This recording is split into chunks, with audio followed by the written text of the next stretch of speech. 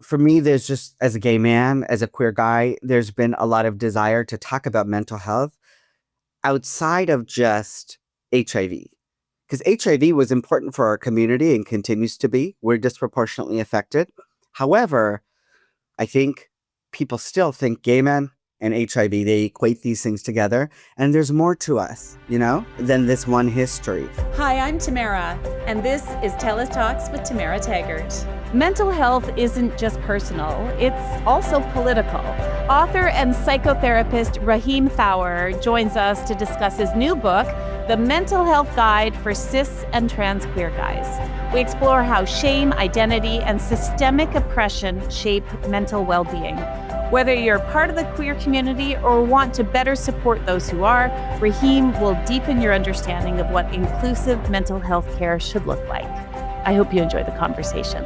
This podcast is brought to you by TELUS Smart Home Security. Secure, simplify, and easily monitor your home from anywhere using the Smart Home Security app. Visit telus.com/smarthome-security to learn more about Canada's most trusted security provider.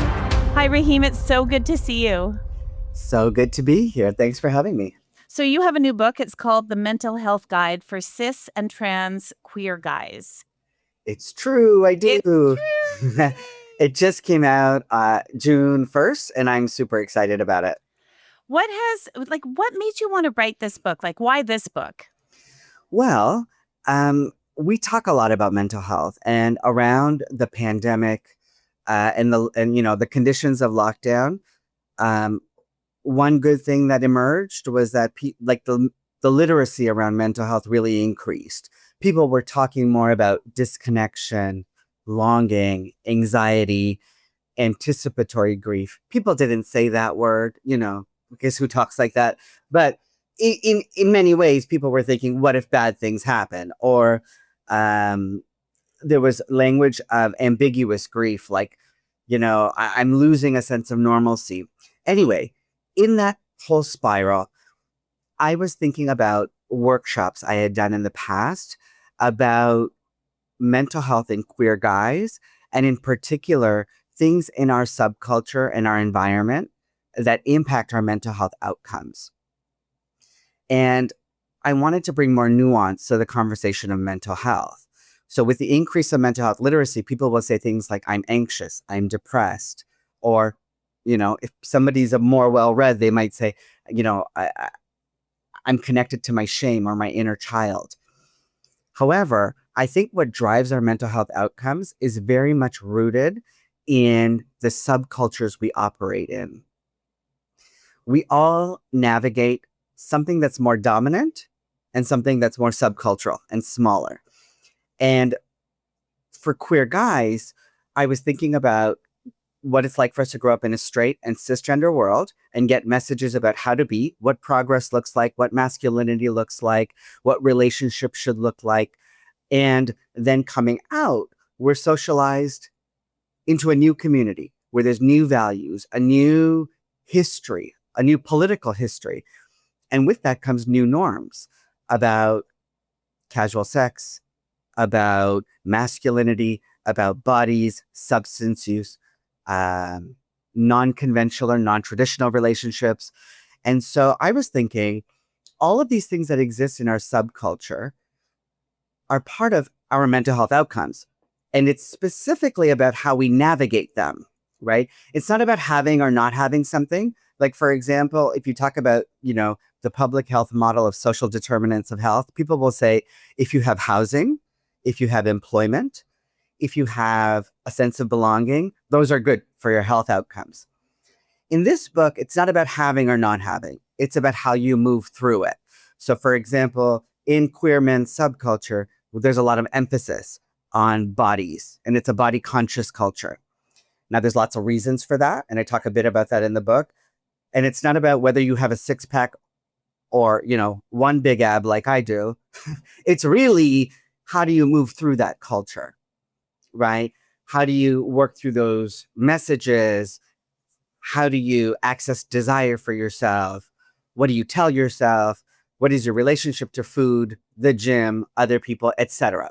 So for me, I'm thinking, how do we work through and move through these things that are so big in our subculture. And, for me, there's just, as a gay man, as a queer guy, there's been a lot of desire to talk about mental health outside of just HIV. Because HIV was important for our community and continues to be. We're disproportionately affected. However, I think people still think gay men and HIV, they equate these things together. And there's more to us, than this one history. And so I wanted to create something that was for queer guys, that was a self-help guide that spoke to our subcultures. Mm. You call yourself, or you go by, the politicized practitioner. And I know there's a reason for that, because you're working on another book or books, and we'll talk about that. But is mental health political? I think so.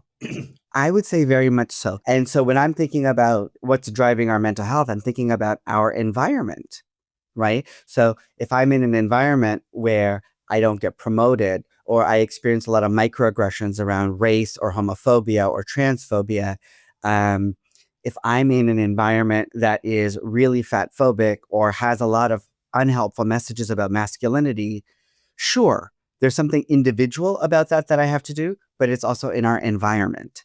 And talking about our environment and systems of oppression and how that impacts our mental health is political. Mm-hmm. But we're all sort of, each group of people are, it's almost like we have your mental health, and then there's like these subcategories, right? Depending on where you fit in the world. Does that make sense? Absolutely.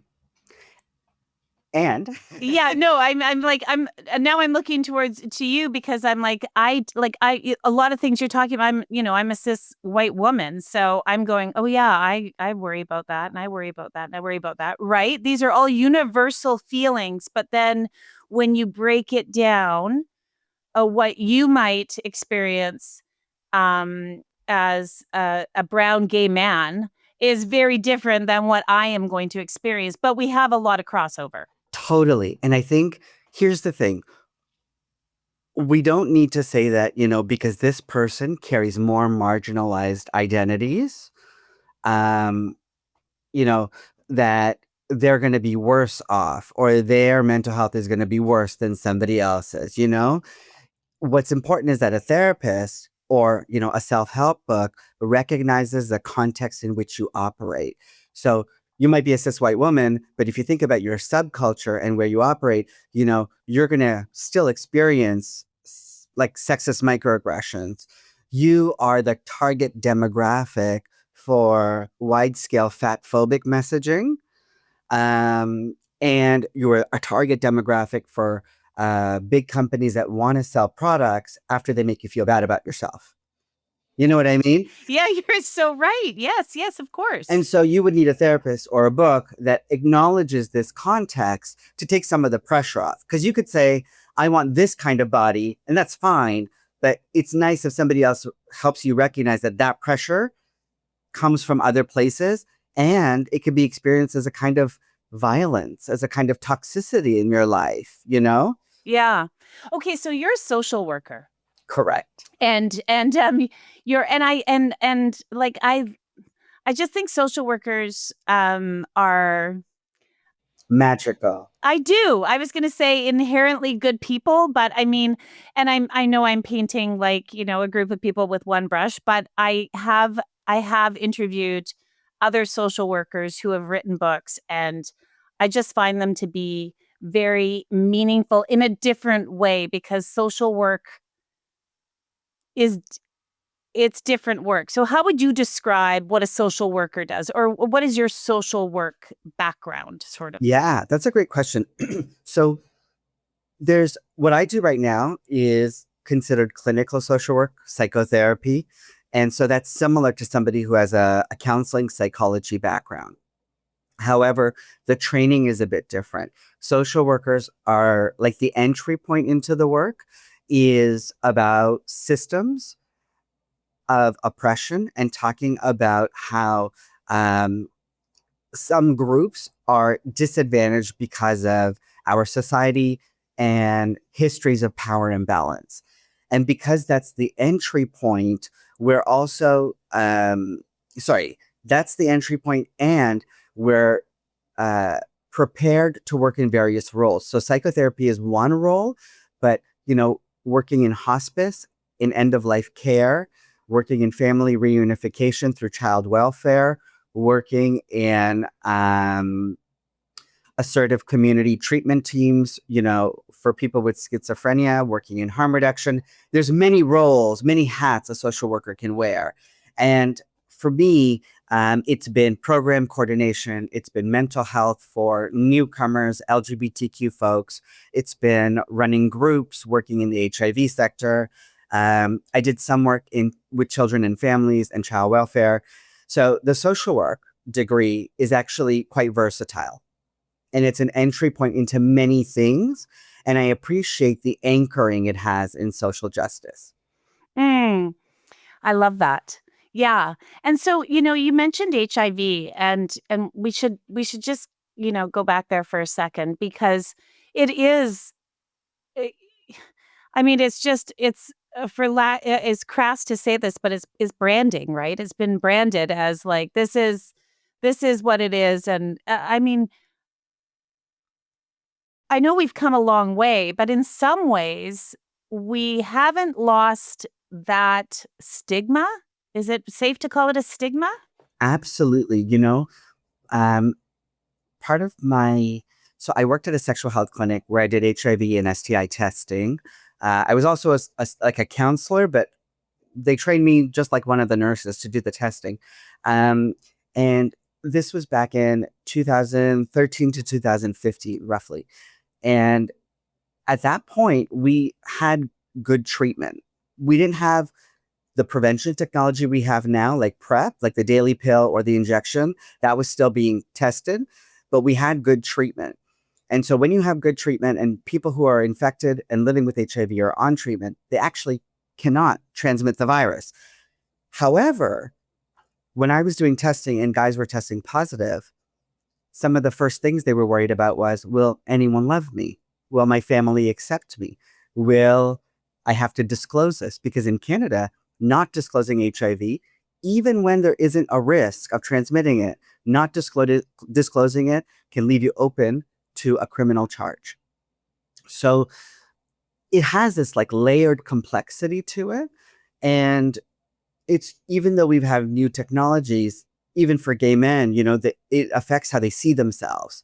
So they might see themselves as unlovable or vectors of illness, or if coming out as gay or queer was a disappointment or not met, with open arms for their family, they might worry that this is another thing that will separate them from their family. Um, the tricky thing though is, you know, when we talk about being gay or queer or trans, we often talk about coming into yourself, and we talk about biological origins of difference. With HIV, uh, we're talking about behavior that, well, not always, but often behavior that leads to an infection. And because it's equated to or reduced to a behavior, we moralize it. And that's where the stigma comes from. We think you did something bad, or you did something you shouldn't have done. Or if you come from a religious background, I mean, not all religious backgrounds are bad, but if you've come from one that has been harmful, you might have got a message that, like, this was the punishment for the type of person you are, the type of sex you like, or the type of attraction you have. And those are hugely damaging messages to have to internalize. So I think that the legacy of AIDS and the current landscape of, HIV affects our mental health in many ways. And I in my book I talk about it as one of the determinants. So I haven't tossed it out because I do think it's still super, super important. But I think about it as one of the many determinants of our mental health outcomes. Yeah, and of course it does. It's because it's built around shame.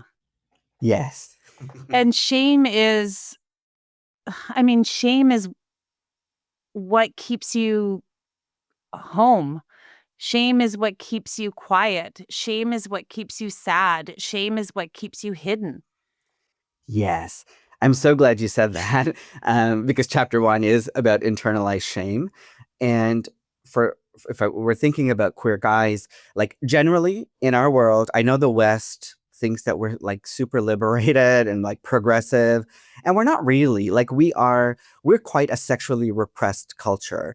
You know, we're having fights about what to teach kids in sex ed.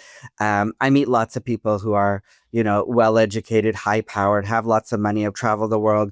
They couldn't communicate to a partner what they want to do or don't want to do sexually. The language of pleasure brings up a lot of shame. So that's everybody. Now, for queer guys, because our sexuality has been labeled as deviant, present day, but more so historically, um, there's lots of shame that we internalize about our attraction and who we like, and that shame only gets expanded or it gets weaponized against us if we test positive for HIV. Even the sex we have is labeled as risky. We have this language that's scary, deviant. It's about risk. It's about carelessness, recklessness. But like, we just live in a community where HIV is at a higher prevalence rate, not because we're reckless, but because we've suffered institutional neglect. Like, the whole world was affected by COVID. We got a vaccine in a year. We we could have done that for HIV, perhaps. Perhaps, yes, perhaps. That's so fascinating to me because it is. I remember a time when it was like it was seen as HIV, AIDS, back in the day. Um, and I mean, I remember it so clearly because when I was really young, and one of my first jobs was working in an X-ray office. And I used to develop the X-rays. That's how old I am. Was there a dark room for that? Yes, I was in the dark room. It was the best. Oh, you know what?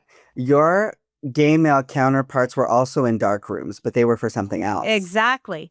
But I will never forget when the first person came in, a very young man came in, and all it said on his requisition in all capital letters was AIDS. And I didn't know what that meant. I mean, it was 1990, I think, or no, it would have been even before that, actually. It was before that. It was in like probably 89, 80, 80, like maybe even earlier. And I went to the doctor and I said, "What is this?" Because I didn't know, what gown do I give this person, right? Like, what gown do they need? They needed a chest x-ray. And that was the first time, but it was it was seen as punishment. AIDS was seen as punishment for your risky behavior.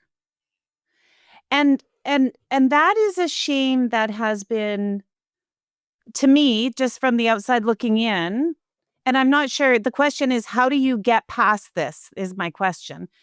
That seems to me that is a shame that was put on gay men by Everyone else. everybody. Everyone else. Yeah. Everybody else. And it's never changed. Like, we can say, "Oh, yeah, there's medicine and people don't die of AIDS anymore," and all that. But do people actually really know that? A lot of people do not, in fact. And I think one of the challenging things is, when we talk about our larger, even political climate, um, I hear people say very often, "Oh, things will swing to the right and we'll have more conservatives. And then don't worry, it'll swing back to the left." And I will say, no, I do worry because that swing is not inconsequential. When that swing happens, people die. And people who are coming out, growing up, exploring their identities during these swings will internalize a message about themselves that will stay with them for their entire lives, potentially. And your earlier point about, it was kind of a question that you alluded to, is about what to do, And it's interesting you bring this up. I was just talking to a client earlier today who was talking about telling his family about his HIV status. And I said, "What do you worry will happen?" And he was like, "Oh, no, well, In the end, I think it'll all be fine. And I said, that's not what I asked. We know it'll be fine. Great. But you haven't told them yet. And I'm curious to know, are you seeing it as health information that you want to keep private because no one in your family talks about their health information? Or do you want to tell them because you're hoping for some acceptance? Do you feel like you're keeping something from them? Do you worry they'll ask you a question that is moralizing? And he said, that one, that one. He's like, I think they're going to ask how I got it. And I would say, okay, so you're going to be there's a fork here. You can say something that in which you abandon yourself and you follow the larger narrative, like, I was stupid, I made a mistake. Or you could not abandon yourself and say, I made great choices at the time. I was looking for connection and I got it. And this was a byproduct of that. Yeah. You know? Yes, yes, yes, yes. This is all very helpful because, one might ask, well, who's supposed to read this book? It's a great question. Right? Who's supposed to read this book? Am I supposed to read this book? Oh, no, this book's not for me because I'm not a trans queer guy or a cis guy. But talking to you, a lot of what we're talking about is familiar to me. And doesn't it help me understand my friends or other people in my community better? Yes, ma'am. I would say, okay, I wrote it for queer guys, cis and trans, and primarily when I talk about the context and the subculture, it speaks to people who participate in communities where guys are into guys. And I say it so broadly because you could be a trans guy primarily dating women, right? And so your subculture would be kind of different. You would be spending a lot of time with queer women or cis women, and it's just a different subculture.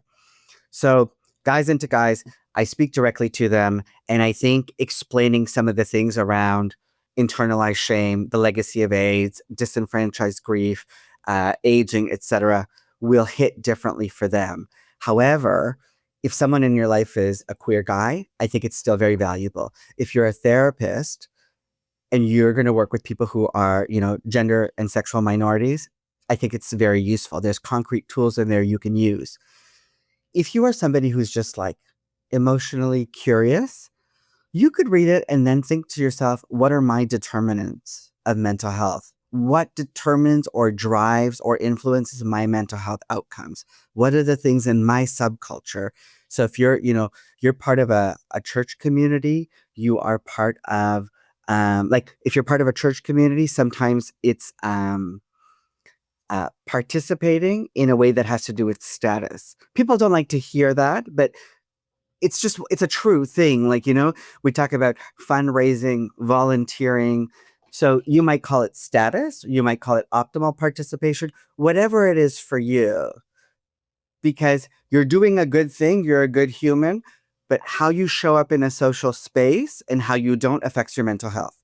So let's write that down and let's think about that. Right. And then there's going to be another one. Lots of straight people. Almost everyone I meet that is straight, that is in a relationship, has something to say about their in-laws.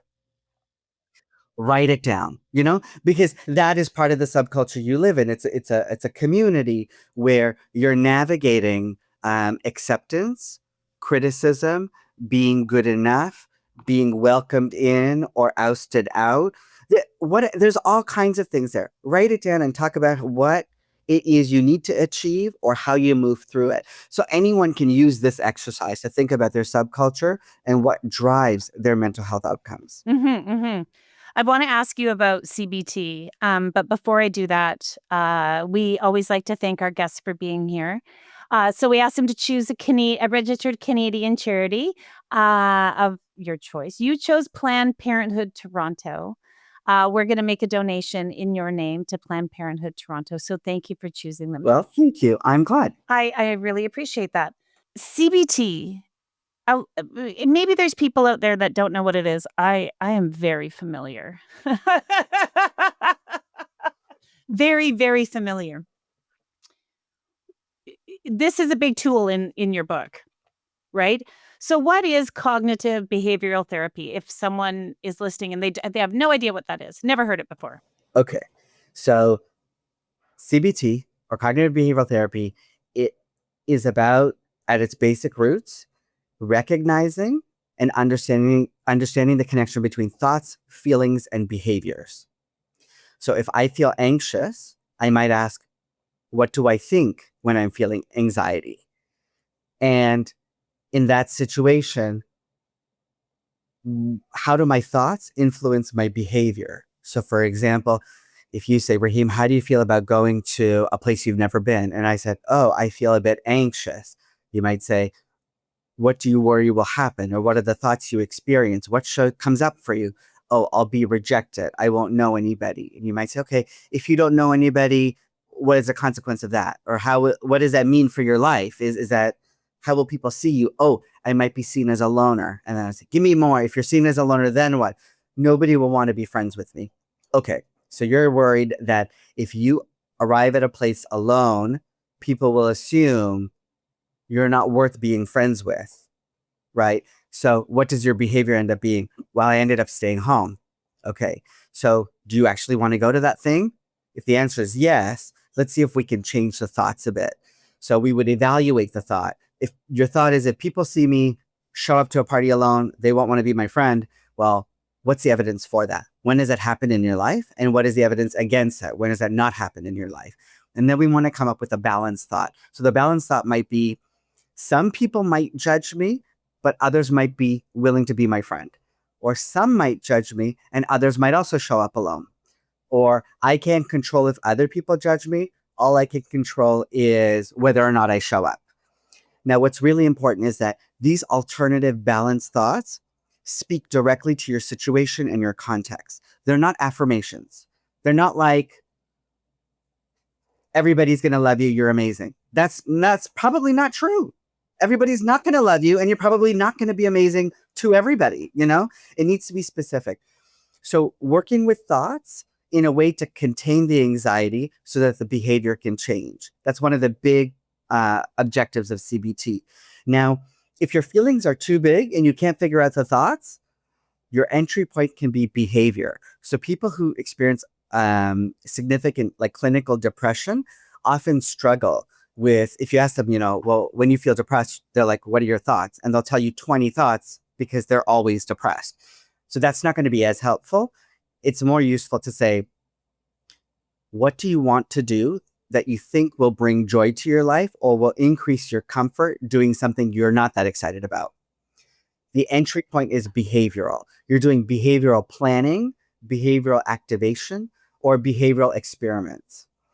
So I won't go into what all of that looks like because it'll take too long. But in a nutshell, that's what it is. And you use that in this book. There's one CBT exercise per chapter. There's one Gestalt exercise, which is like a role-playing exercise, which is quite fun. And there's multiple sections in each chapter called Digging Deeper, which relies on psychoanalytic thinking, which basically means there's few questions that help you think about your unconscious, like what might be going on in the background that you're not necessarily aware of, or it's asking you to think about how something in your childhood or attachment relationships, significant caregiver relationships from your past might be influencing your present. Exactly. So, I mean, and that's the thing, I think everybody could benefit from a little CBT therapy. It's very linear. It's very practical. It's very practical, right? And it really, the best example I can give is when people have to go speak in front of a huge crowd of people, right? And they always have anxiety over it and they're scared of it. And they think that I do it easily. And it's like, well, no, I do it a lot, but here's what I know, because I used to be terrified too. And being nervous is a good thing, right? You want to be a little bit nervous. But I always say, when you're out there and you've got 300 or 400 or 1,000 or 10,000 people in front of you, no, I always say, they're all your friends. You're not going out on that stage and everybody's not going, oh, God, I hope she falls on her face right now. I hope she fails. But here's the thing. we all have something to work on, right? So I think you and I might be similar, where we might be extroverted. Speaking to crowds is not a problem. Now, I can't speak for you, but I'll say for me, I have more of an avoidant attachment style. And so performing and being in front of a big crowd is fine because I feel detached. And having an intimate conversation with somebody, I can do it, but I have more hesitations about it because vulnerability is a little bit harder for me in those intimate contexts. Whereas for other people, the intimate part comes easily and the other part is challenging. So we all got something to work on. We all have something, and that's what we always need to remember as we go through life, right? Like we have more in common than we don't. Um so when I just want I want people to understand that like this book is super accessible, meaning, like chapter 1, coming out, and you basically coming out to yourself, coming out to others, being outed without consent, coming out as traumatic. And then you're right, all these things you have a digging deeper and how to, like, it's like a guide, right? To for not for all of us. Yes. And you can choose which sections really resonate with you. If you're like, ew, that's not me, I don't care about that. Well, then don't read that part, because But I find it interesting, like, you know, just as a human being. I it can be insightful. Yeah, it Yes. really is very helpful, like, because I can't assume that everybody, like, aren't the biggest problems in the world because we think that everybody should be this one thing. Yeah, totally. And when it comes to our mental health, we've internalized those ideas, right? About what to be. There's a chapter in my book called Milestone Heteronormativity, which I think is actually great for straight people too.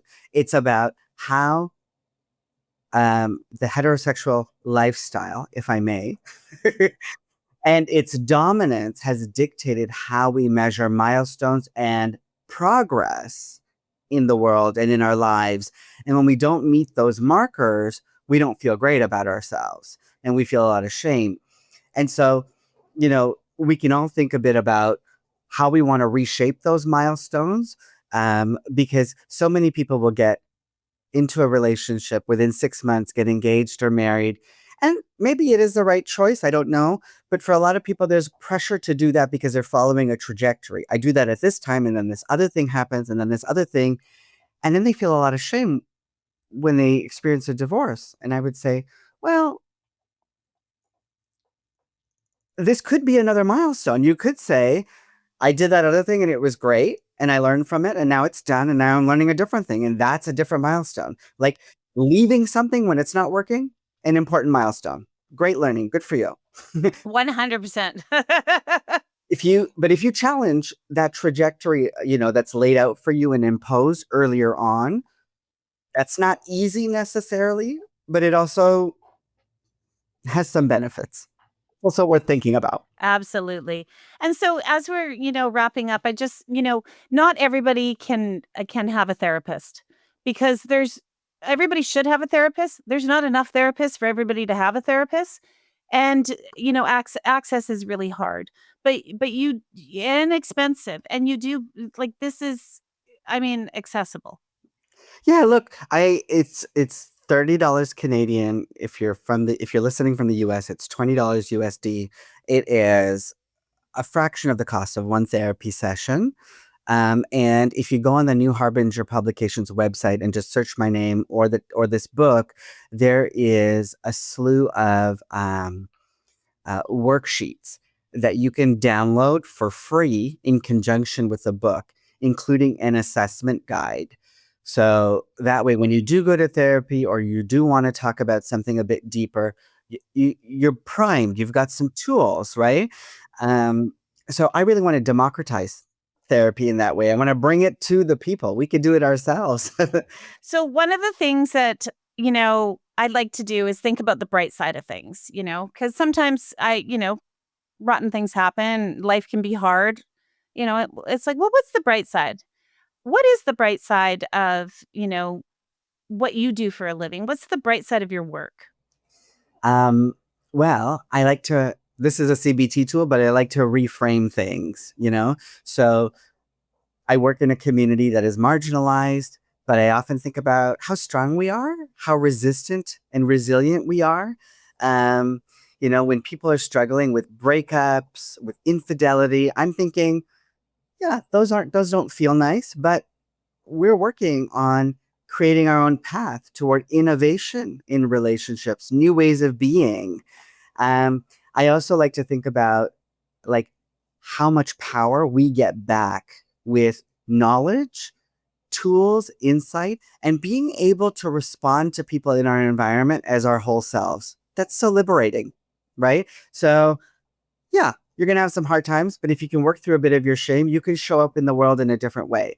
That doesn't mean the problems are going to be over, but that does mean you'll feel a little bit more powerful with each step. And that's nice. And so your website is politicizedpractitioner.com. If you go to Rahim's website, politicizedpractitioner.com, everything's there. Links to his TikTok, his Instagram, his podcast that he did on CBT. And you were saying to go to bookshop.org, and that's where you can find this book easily. It's kind of a sidestep to just all books. Yeah, I that's the link that I have on my politicized practitioner link tree. Bookshop.org will help you get books from your local independent bookstore. And so that's kind of nice. It is kind of nice.